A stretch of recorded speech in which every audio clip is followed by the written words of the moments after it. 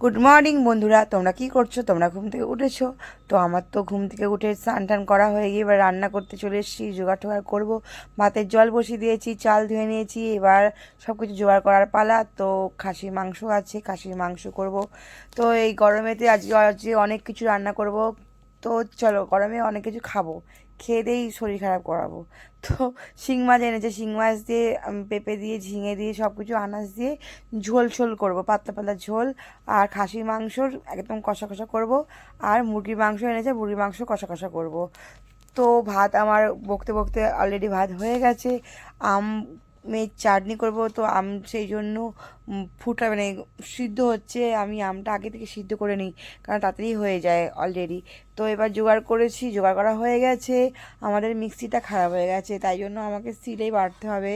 তো সবই জোগাড় করে নিয়েছি, আলু ফালু সব কিছু কাটাকুটি হয়ে গেছে। একলা হাতে করতে আমার খুব কষ্ট হয়, তো করতে হবে। মাছ এনেছে, এই মাছটা ঝাল করব। তো আমরা বেশি লোক না, কিন্তু আমার খুব খেতে খুব ভালোবাসি। খেতে মানে এতটা ভালোবাসি যে কী বলবো, মানে সব রকমই খাবো, অল্প অল্প করে খাবো।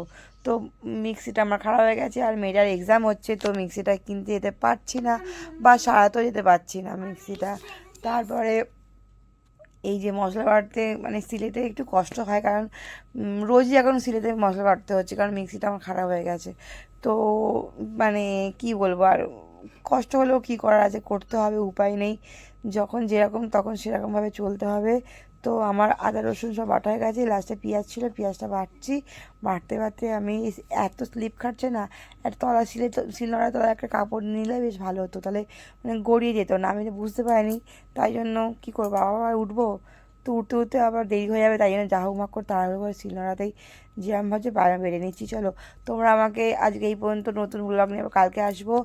তো অনেক ভালোবাসা দিও আমাকে, পাশে থেকো, সাথে থেকো, সাবস্ক্রাইবার করো আমাকে, অনেক অনেক ভালোবেসো, ফলো করো, লাইক করো, কমেন্ট করো। অনেক ভালো থেকো, টাটা বাই, আজকে এই পর্যন্তই, আবার দেখা হবে। তো মাংস হয়ে গেছে, কষা কষা মাংস একটু তুলে খাচ্ছিলাম।